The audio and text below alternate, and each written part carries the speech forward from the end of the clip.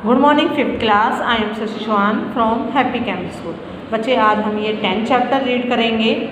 Chapter का नाम है एक बूंद। इसके कवि है अयोध्या सिंह उपाध्याय हरिऔध। पेज नंबर है बच्चे 64। बच्चे यहाँ पर एक बूंद का वर्णन किया गया है।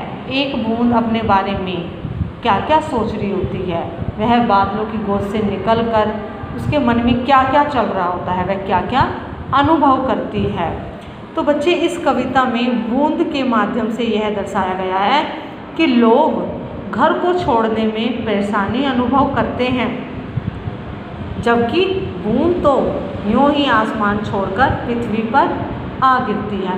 बच्चे जब वो बादलों की गोद से निकल कर आ रही होती है, बच्चे वह अकेली ही निकल पड़ती है। उसके साथ जो और बूंदें होती है वह उनका साथ नहीं रखती और अकेली ही चल पड़ती है। ध्यान से सुनो। जो निकलकर बादलों की गोद से थी, अभी एक बूंद कुछ आगे बढ़ी, सोचने फिर यही जी में लगी, हाँ क्यों घर छोड़कर मैं यूँ आगे बढ़ी। अब बच्चे बादलों की गोद में से निकलकर पानी की एक बूंद आगे बढ़ी और बार बार सोचने लगी कि वह क्यों घर से बाहर निकले। बच्चे वह निकल तो पड़ती है पर सोचती हुई निकलती है। क्योंकि जो बादल होते हैं वो उसका एक घर होता है और वो सोच रही होती है। अब वो क्या क्या सोच रही होती है, उसके मन में क्या क्या चल रहा होता है। देव भगवान से पूछती है, मेरे भाग्य में है क्या बड़ा, मैं बचूंगी या मिलूंगी धूल में, या जलूंगी गिर अंगारे पर किसी, चूं पड़ूंगी या कमल के फूल में। अब वह भगवान से पूछती है, देव का मतलब भगवान से पूछना, कि वह बच जाएगी या धूल बनकर मिट्टी में समा जाएगी। वह पूछती है भगवान से, क्या वह अंगारे में पड़कर जल जाएगी। अंगारा क्या होता है? आग। आग में गिरकर जल जाएगी, या कमल के फूल के दलों पर गिरकर अपना स्थान ग्रहण कर लेगी। दल मतलब बहुत सारे कमल के फूल, या कमल के फूल पर गिरकर वह अपना एक स्थान बना पाएगी। ऐसे उसके मन में विचार चल रहा होता है। 4 विचार चल रहे होते हैं। सबसे पहला है उसका कि वह मिट्टी में तो नहीं मिल जाएगी, धूल का मतलब मिट्टी में तो नहीं मिल जाएगी। दूसरा होता है किसी आग पर तो नहीं गिर जाएगी, आग पर गिर गई तो जल जाऊंगी मैं। एक चल रहा होता है कि कमल के फूल पर गिरकर क्या वह अपना स्थान बना पाएगी, और 4 चल रहा होता है कि हाँ वह बच पाएगी। तो ये सब विचारों के साथ वह ऊपर से नीचे की तरफ आ रही होती है और भगवान से ये क्वेश्चन करती है, पूछती है। आगे है, बह गई उस काल एक ऐसी हवा, वह समुंदर और आई अनमनी, मतलब बिना इच्छा के, अनिच्छा कह सकते हैं या बिना इच्छा के। एक सुंदर सीप का मुंह था खुला, वह उसी में जा बड़ी मोती बनी।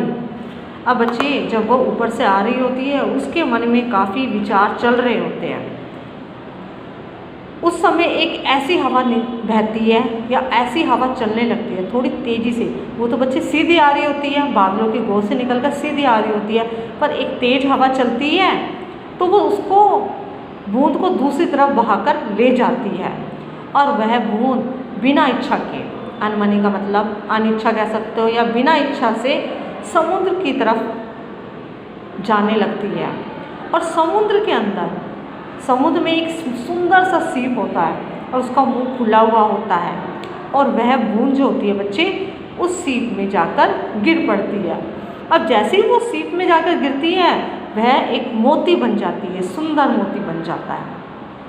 बच्चे इस पैर को मैं दोबारा बताना चाहूँगी कि एक तेज़ हवा चलती है, बूंद जो होती है वो सीधी आ रही होती है, पर तेज़ हवा के कारण वह दूसरी तरफ चल पड़ती है। उसकी इच्छा नहीं होती है दूसरी तरफ जाने की, पर हवा की वजह से वह दूसरी तरफ बहने लगती है। अब वह जो बूंद होती है बिना इच्छा के समुद्र की तरफ जाने लगती है, और समुद्र के अंदर एक सुंदर सीप का मुंह खुला हुआ होता है समुद्र में, और वह बूंद उस सीप में जाकर गिर जाती है और वो क्या बन जाती है, एक सुंदर मोती बन जाती है। अब 4 पे आ जाते हैं, पैरे पे हम। लोग यूं ही हैं झिझकते सोचते, जबकि उनको छोड़ना पड़ता है घर, किंतु घर का छोड़ना अक्सर उन्हें बूंद लो कुछ और ही देता है कर। अब इसमें बच्चे कवि कहता है, अयोध्या सिंह उपाध्याय हरिओद बोलते हैं कि बहुत लोग ऐसे होते हैं जो घर से बाहर निकलते समय झिझकते हैं, सोचते हैं, डरते हैं, लेकिन उन्हें मालूम नहीं कि घर से बाहर निकलकर बाहर की दुनिया को जानना चाहिए। ये कवि कह रहे हैं कि घर से बाहर निकलोगे तभी दुनिया को जान पाओगे और स्वयं को इस दुनिया के लायक बना लोगे। बच्चे एक बार और बताना चाहूँगी, फर्स्ट पैरे में था कि बूंद बादलों की गोद से निकलकर आगे बढ़ती है और सोचती है, बार बार वह सोचती है वह क्यों घर से बाहर निकली थी। सेकंड में है, वह भगवान से पूछती है कि वह बच जाएगी या मिट्टी में मिल जाएगी या अंगारे में गिरकर जल जाएगी या कमल के फूल पर पड़कर वह अपना स्थान ग्रहण कर लेगी। थर्ड में था बच्चे कि एक तेज हवा चलती है, एक तेज हवा चलती है, वो सीधी आ रही होती है पर वो हवा उसको दूसरी तरफ ले जाती है और वो अपनी बिना इच्छा के अनिच्छा से समुद्र की तरफ जाने लगती है और समुद्र में एक सुंदर सीप का मुंह खुला हुआ होता है और वह बूंद उस सीप में जाकर गिर जाती है और वो गिरते ही क्या बन जाती है, एक सुंदर मोती।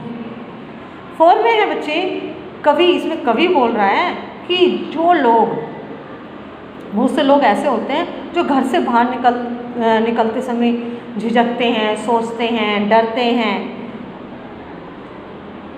लेकिन उन्हें मालूम नहीं है कि घर से बाहर निकलकर ही बाहर की दुनिया को जानना चाहिए और स्वयं को इस दुनिया में जीने के लायक बनाना चाहिए। क्योंकि बच्चे जब घर से बाहर निकलोगे तभी दुनिया को जान पाओगे, जब भी समाज को जान पाओगे और उस समाज को अपने लायक बना पाओगे। बच्चे आपको ये चैप्टर रीड करना है और हिंदी भी और दोनों तरीके से, ठीक है। और इसके शब्दार्थ दिए गए हैं, ये शब्दार्थ बच्चे आपको अपनी हिंदी रीडर की नोटबुक में करने हैं आज की डेट डालकर। जैसे जी का है मन, देव का भगवान ईश्वर, चू पड़ना टपकना, अनमनी बिना इच्छा के या अनिच्छा भी कह सकते हैं, बढ़ी का निकली, बढ़ा का लिखा, काल समय, अक्सर प्राय। आज की डेट डाल के सुंदर राइटिंग में करना है आपको ये। Thank you.